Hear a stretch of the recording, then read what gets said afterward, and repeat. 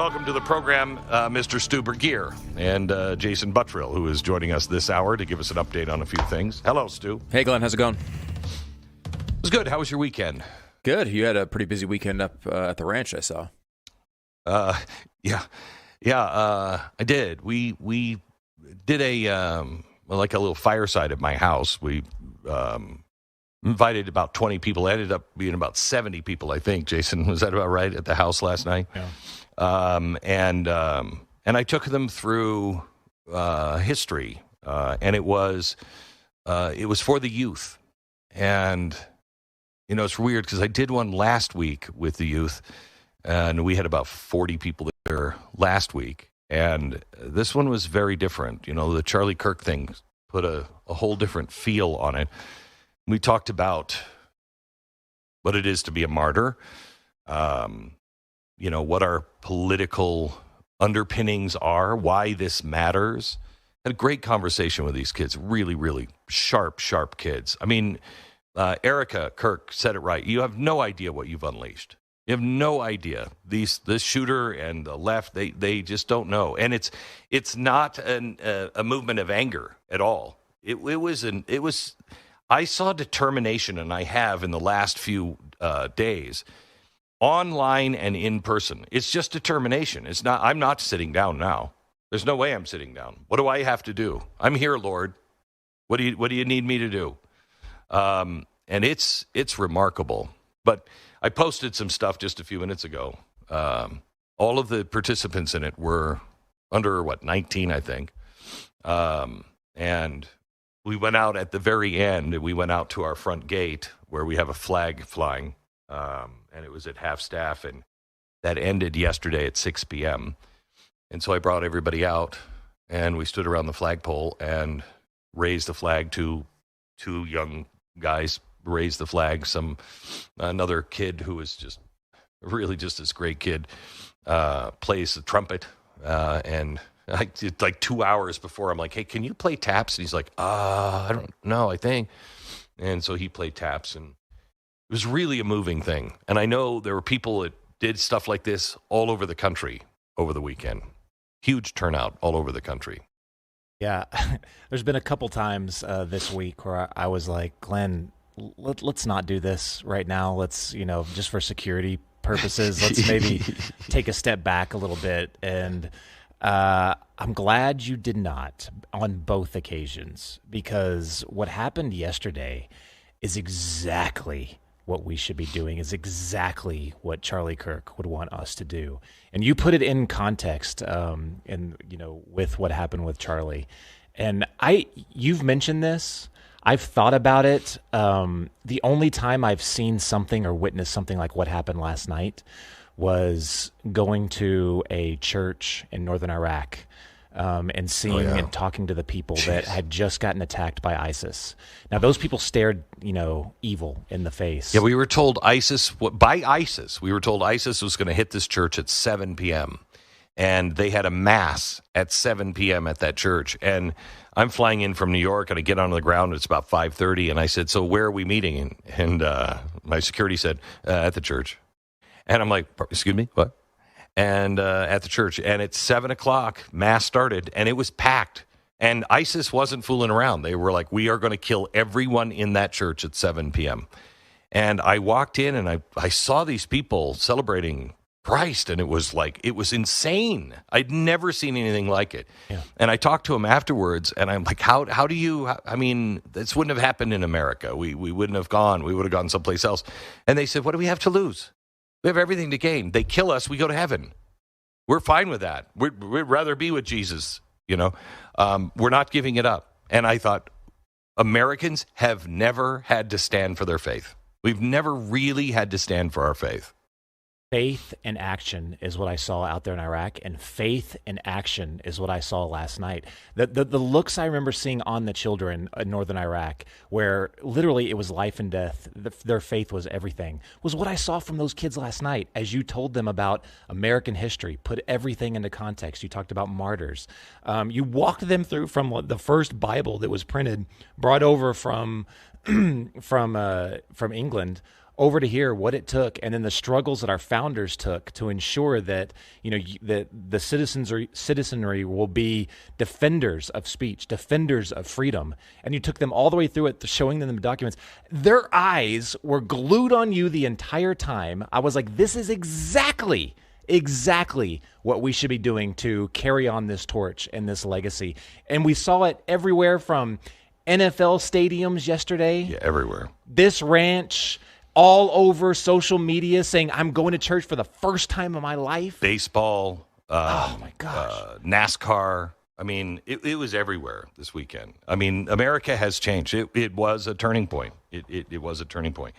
Last night I was talking about martyrs, and I talked about Abraham Lincoln. And I read to the kids the Gettysburg Address. And I thought, if this isn't appropriate for today. Gettysburg Address. 77 years ago, our fathers brought forth on this continent a new nation, conceived in liberty and dedicated to the proposition that all men are created equal. Now we're engaged in a great civil war, testing whether that nation or any nation so conceived and so dedicated can long endure. Is that not what we're doing right now? We're in a Cold War right now. It was hot last week. I pray that it doesn't continue to be hot. But we're in a Cold War. And isn't that what we're debating right now? Whether a nation so conceived that all men are created equal and can rule themselves, whether that can endure, whether that can survive. We are not met on a battlefield. We now meet on a battlefield of that war. We've come to dedicate a portion of that field, yada, yada, yada. But in a larger sense, we cannot dedicate, we cannot consecrate, we cannot hallow this ground. The brave men living and dead who struggled here have consecrated it far above our poor power to add or detract.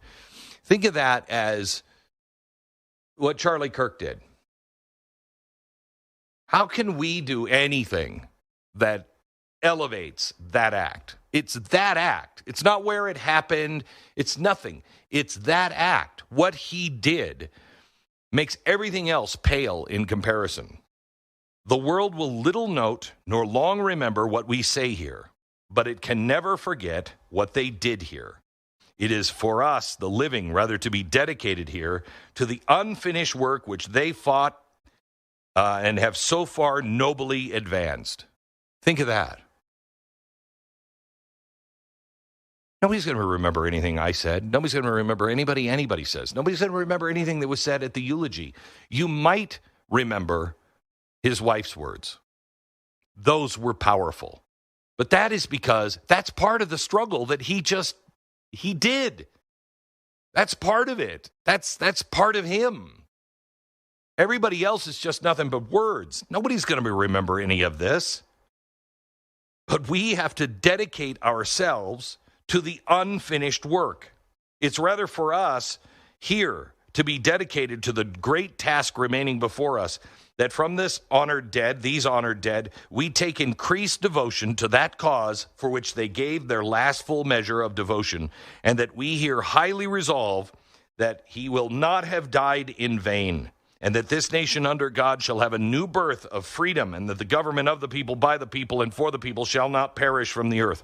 Do you know why we won the Civil War? Do you know what happened right after this? Abraham Lincoln said, I'm not a Christian. He wasn't. His father was a horrible, horrible guy. Used to beat the scriptures into him.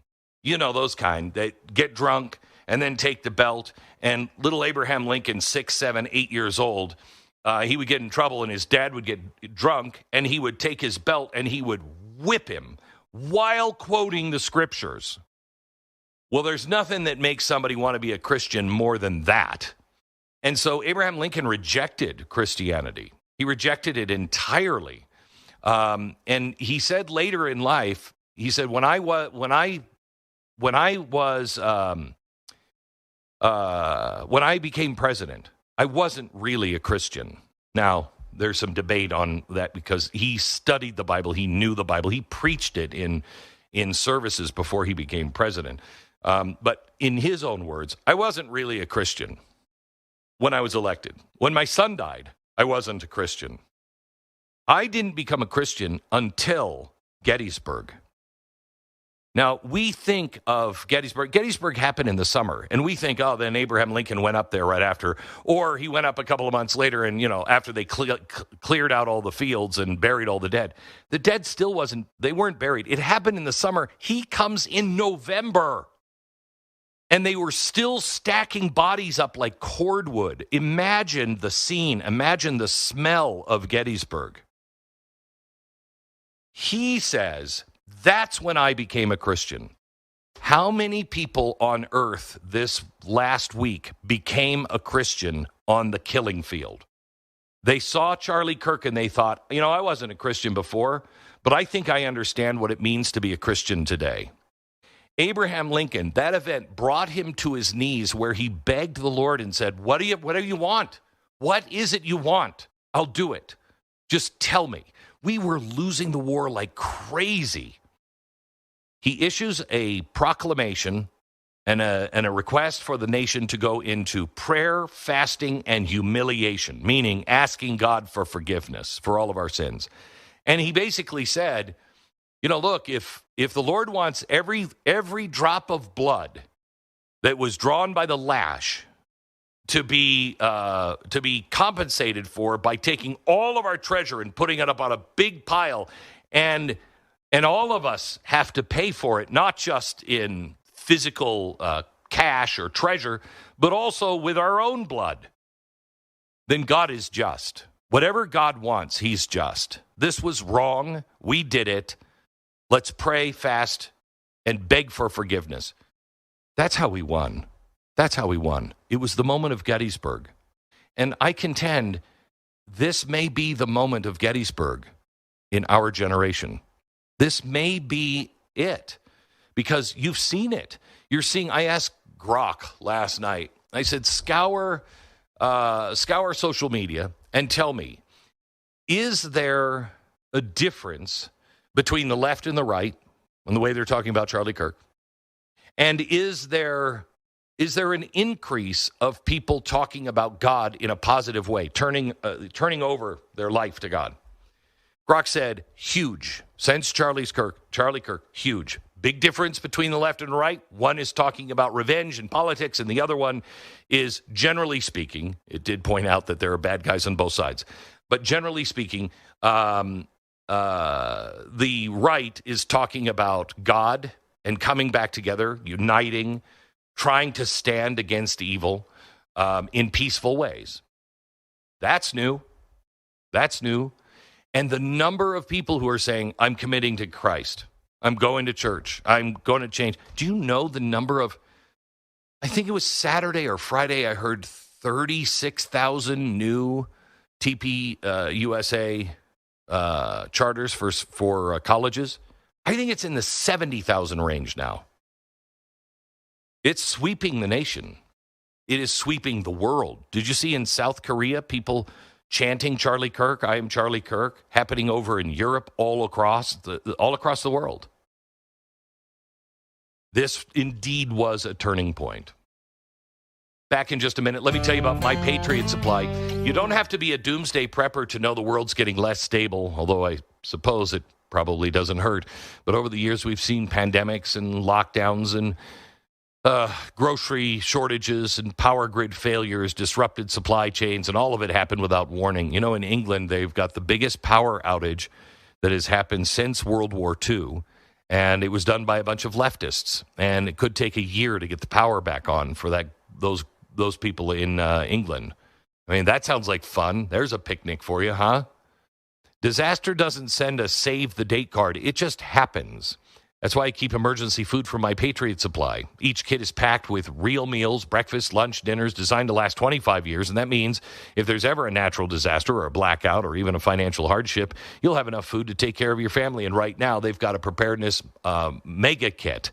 It's a 4-week supply of emergency food, plus the Grid Doctor 3300. It's a power bank, a portable stove, a water filtration system, survival gear, fire starters, navigation, communication tools, everything you need.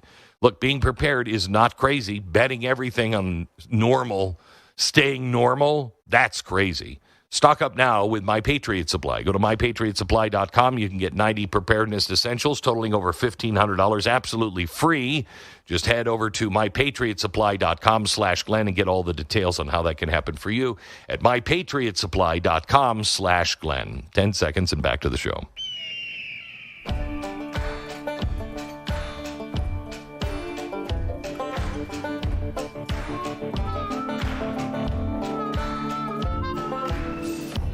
So, Stu, have you seen the stuff from Tyler Robinson? He's the killer. He was joking with his friends on Discord, saying, "This is my doppelganger." And the reason why he was saying that was because the FBI released the photos of him, and everybody started to see it. That was breaking with FBI protocol. Usually they don't do that, apparently. They don't want to tip the person off that they're getting close. And Kash Patel said on, when was it, Thursday, "We have it. Why are we holding it?" They said, "Well, you could let him know that we're getting close." And he's like, "Getting close? We're not close. We want to be right up close and personal with putting the handcuffs on him. Release it." And so the FBI released it. And said, "If you know this person, give us information." Led to an overwhelming vat of information coming in, and within 12 hours they had him. That's a huge difference in the FBI. Huge difference in the FBI. But then he goes on to say, "This is my doppelganger," and people were like, "Yeah, it looks like you, dude. You better hide the gun." And he was on saying, "Yeah, it's a guy from California. I bet it's a California. Definitely not me." And it was him. Yeah, I mean, trying to cover his tracks, I suppose. Yeah. But yeah, I mean, it makes sense to release these photos the second that you have them. I mean, in a situation like that, remember, this is 33 hours, which isn't, in the grand scheme of things, that long of a time. It felt endless. But he was hundreds of miles away, right? I mean, this was not a situation where he, once you get off that the area where an incident like this occurs, it gets really, really hard to track somebody down unless people have an idea what they're looking for, and that seems to be pretty obvious to, I think, most people. I'm glad they did it the right way there, and that does seem to be the reason they found this guy, right? Like, everyone's talking about, well, I mean, come on, the dad turned him in. Like, what do you mean this is great police work? Well, there's an element of great police work that led to that, right? Where if you don't have all those photos, if you don't have that imagery that goes out, the parents don't see it, they don't recognize him, they don't encourage him seemingly I don't call think, in the actual incident. I'm not sure. Do either of you guys know? Was he fine with turning himself in? Because he's not participating. He's not. No, he said he would rather die than turn himself in. Apparently, right. The father tried to encourage him right? to do that. He said he would kill himself. They eventually brought in a minister. It's a little shaky around this area with the details, but they brought in a minister that helped, I guess, talk to him. And it seems like initially, too, someone, a family friend or something, called in the actual confession that brought them there. So it's a little bit interesting on how it happened. We don't have all those details quite yet, but it was the pictures that alerted the parents and a relative to say, "Hey, this looks like your kid," and that's how that all started.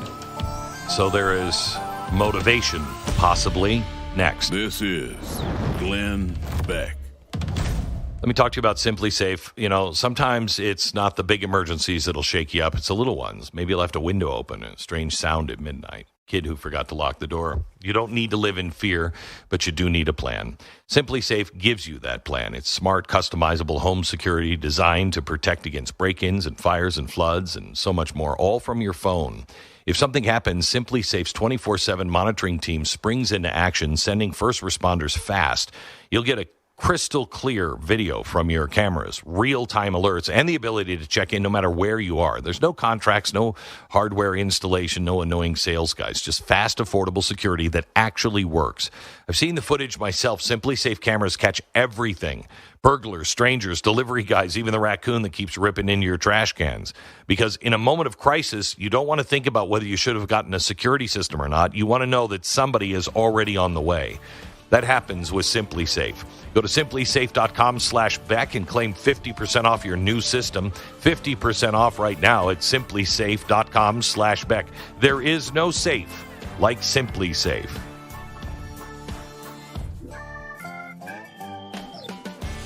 Every story we talk about every day is in the Glenn Beck email newsletter. It is free. Sign up now at glennbeck.com.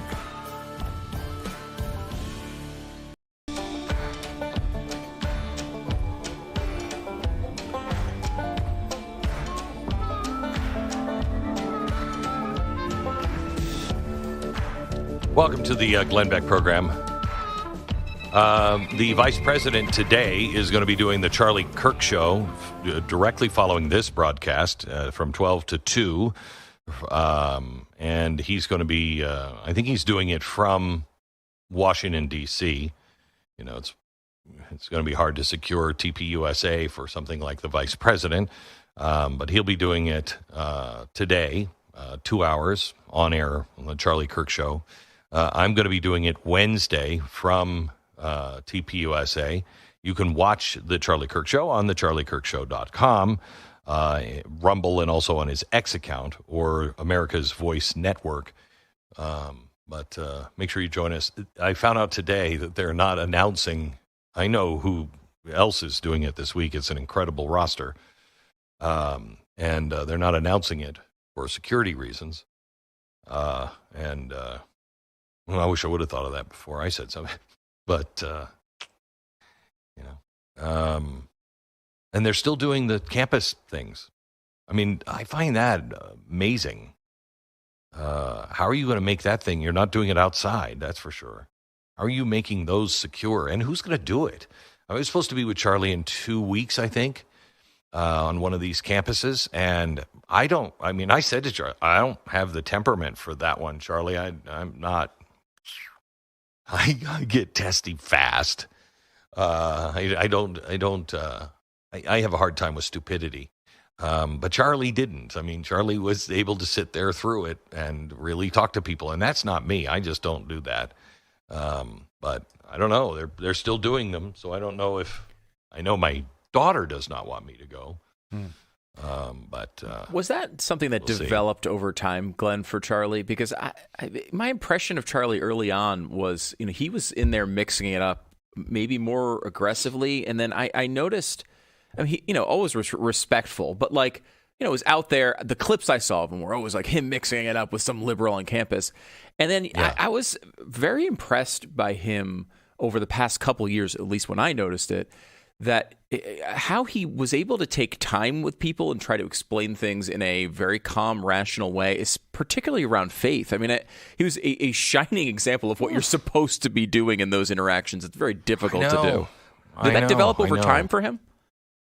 I couldn't tell you. I noticed it the same way. Mm-hmm. I noticed it that he became calmer and calmer, as things went on. I think he just, did he have a photographic memory? I don't even know. A guy didn't go to college. That's probably why he's as smart as he was. But he never went to college. Everything he learned on his own through his own, research and homework and reading. He was constantly reading, and through scriptures. And I bet you he mellowed as he became more and more mature in his faith. Yeah, I bet he mellowed at that point and became just more confident in his faith as well. There's a clip that went viral a few months ago. I think we played it on the air. I don't remember exactly if we did, but I know I talked about it off the air a lot with various people. It was like I didn't know Charlie Kirk was this guy, and it was a clip of him doing a podcast with a bunch of porn stars. Do you know this clip? No. And he's talking to them, and he's just like, I just think God has something better for you. Oh, I do remember that. Yeah, and it was like It was amazing. yeah, like it was. When I saw like right wing guy on the podcast with a bunch of porn stars, like I almost didn't even click on the clip because I don't know. I've seen a million of this type of stuff, and it's not the type of stuff that interests me. And then seeing the way he handled that situation was like really impressive, and also it made you think, how can I be more like this person in a moment like that? And the reaction of all of the people around him was to be like, wow, you're really respectful, and we appreciate you having this conversation. And maybe he didn't win anybody over to Christ in that room that day. Who knows? Maybe someone will be changed by that interaction. But he was a shining light of what you were supposed to do. And I thought it was really, really impressive. I was very impressed by Charlie Kirk in person. You see so much stuff on social media, and it's like, I don't know, everything on social media is trash.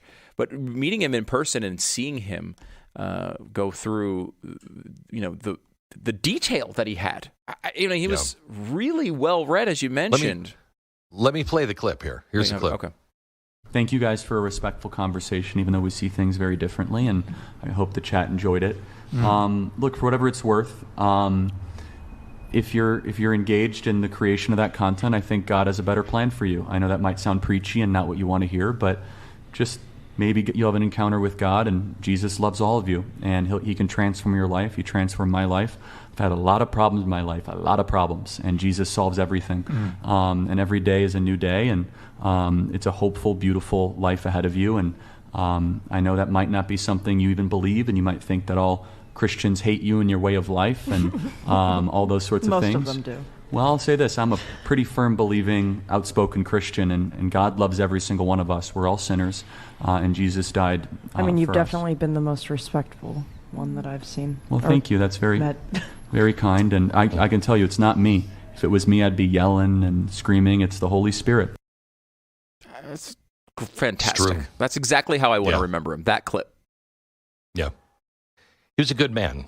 He was exactly like that. He was a good man. Let me go back to the information that we have. It looks like now the FBI is investigating the social media post by at least 7 different accounts that appear to have had foreknowledge of the assassination, one of which referred to the date of Kirk's assassination, September 10th, more than a month before it took place. All were deleted in the days following the killing. Several of the accounts appear to be transgender individuals. At least one of them followed Tyler Robinson's roommate, with whom Robinson was allegedly in a relationship with. The FBI has received archive copies of the posts. The posts don't establish that any of the individuals knew or conspired with Robinson, but, it's pretty damning posts, especially from the roommate. I don't know what he apparently is cooperating with the police. Everybody around Robinson is now cooperating with the police, but we'll see. We just don't have any idea of what actually happened yet. There is suspicion that there might have been more people, at least involved or knowing about it. And now there's also suspicion that possibly there was foreign influence on this. Now, I don't know if any of this is true yet. Did you see the 2 guys that were arrested for putting the bomb under the truck, the Fox 13 truck in Salt Lake City? So authorities say that they arrested 2 men on putting a incendiary device under a Fox 13 news vehicle in Salt Lake City.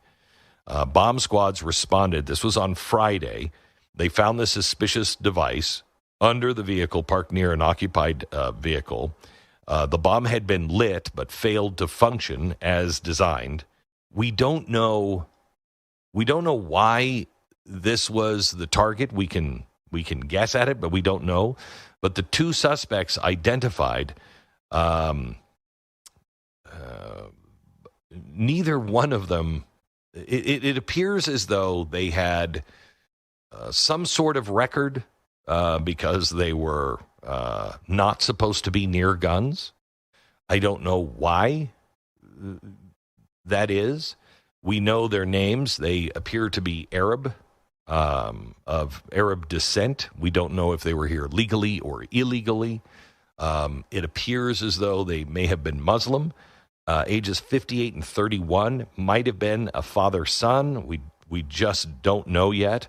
They went to the house and they found all kinds of bomb-making materials and guns, et cetera, none of which either of them were supposed to be anywhere near, obviously. I don't know why you would be around bomb-making. It's like, you aren't supposed to be around bomb-making material.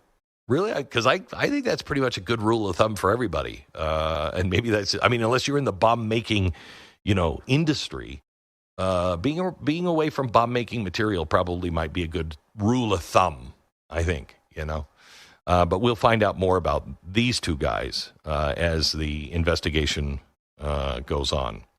All right, more in just a second. Let me tell you about IFCJ, the International Fellowship of Christians and Jews.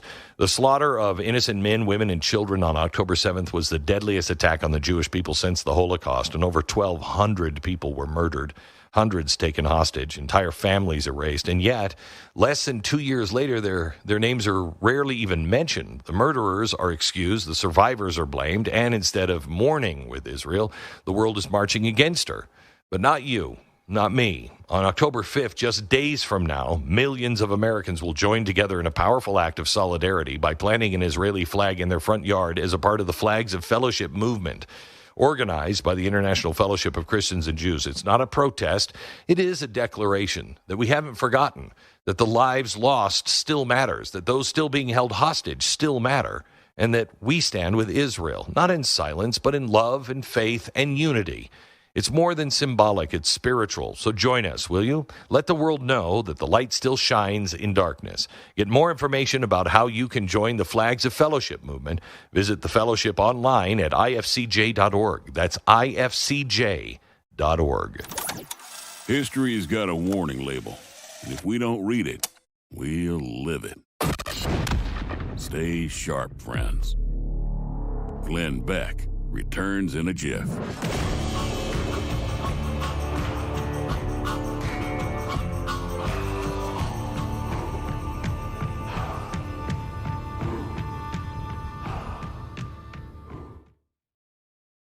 At some point, losing weight starts to feel less like a goal and more like a revolving door. You work hard, you see some progress maybe, and then you have a vacation or a holiday or a stressful season, and boom, it's back. And it's never just the same weight. It always seems to be a few extra pounds along for the fun ride. That's not just discouraging, it's also unhealthy. And doctors say this called weight cycling. Over time, it can cause serious strain on your heart and your metabolism and your energy reserves. That's why a team of medical experts developed Lean. This is a non-prescription oral supplement. There's no needles, there's no prescriptions.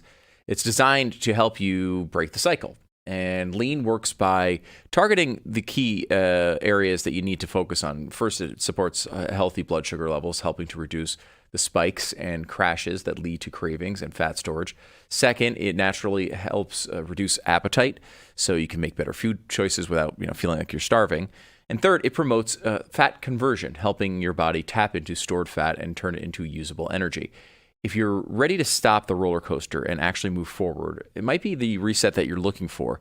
Give it a shot. If you want to lose meaningful weight at a healthy pace and keep it off, add Lean to your diet and exercise lifestyle. Get 20% off when you use the code BLAZE at takelean.com. The code is BLAZE at takelean.com. Code is BLAZE.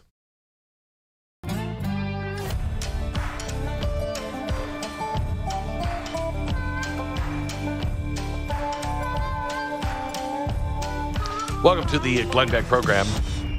We are taking contributions for Charlie's family. 100% of the proceeds going to go to Erica and the kids. Did you see Erica? I did. Oh, my gosh. So and she tough. said, how she told her 3-year-old where daddy was. It was just heartbreaking. But we want to make sure the family is taken care of. And I think the family is going to be taken care of. I also want to make sure, however, that the TPUSA, their mission goes on.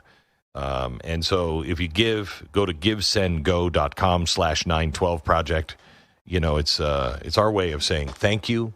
And, Charlie came out of that era of the 912 Project. He started becoming politically aware, the Tea Party side, and he watched and listened every single day. And boy, oh boy, did he surpass all of us quickly.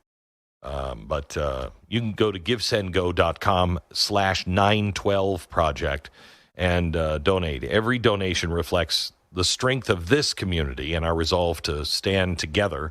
And it'll go right directly to Erica, and she can direct the funds to TPUSA because they are going to need fundraising, et cetera, et cetera. They just lost their biggest fundraiser, at least until they get on their feet. This is a massive blow, obviously, to that organization. And our thoughts and prayers are with everybody at TPUSA. All right. Let's see. Glenn, you mentioned we were just talking. Yeah, go ahead. I was going to say, you mentioned the developments in the investigation, which is really fascinating because there was a lot of viral posts that people were, kind of screenshotting and posting about people who seemed to know something about this before it happened. And you can never tell whether those are manufactured, whether they're even real. Aaron Sabarium, who we've had on the show before, is reporting that many of them are real. And the FBI is looking into them. One person posting on September 3rd, it would be funny if someone like Charlie Kirk got shot on September 10th. Okay. Someone else. That's a weird date. Just pull out. Yeah, September 10th will be a very interesting day. This is something posted on August 6th. And then as the shooting goes on, the person quote tweets their own tweet and says, "I plead the 5th." Another one, Charlie Kirk is coming to my college tomorrow. I really hope someone evaporates him literally. Let's just say That's something. The killer. What's that? That's the killer. That tweet came from the killer. Oh, did it? Let's just say something big will happen tomorrow.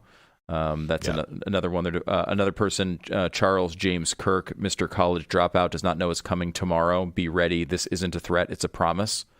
These are all posted in advance of the actual incident.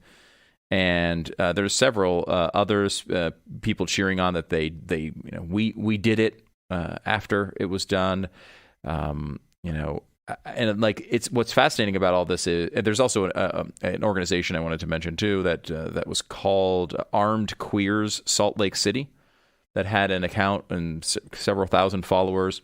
That deleted their account immediately after this. So the FBI is actually looking into this and seeing, it's so common with this sort of stuff in whatever culture we're in, where people do oftentimes post stuff. They can't resist it. It's the reason they're doing it half the time is to get this sort of attention. So they can't stop themselves from posting little breadcrumbs and Easter eggs to try to show how proud they are of what they've accomplished.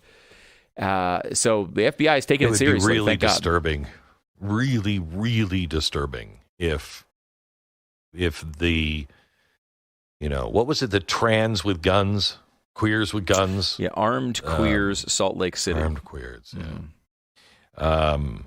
And he apparently was a part of that organization. They took down everything, all their posts and everything, right after the shooting.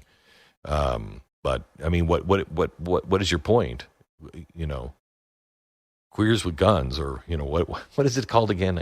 Armed mentally queers. Blocking. Yeah, armed SLC. Queers. What is your point of being armed? What does that mean? What were you suggesting there? Well, the description said something like they were armed to defend trans rights or something. That's probably what the guy thought he was doing when he killed Charlie Kirk.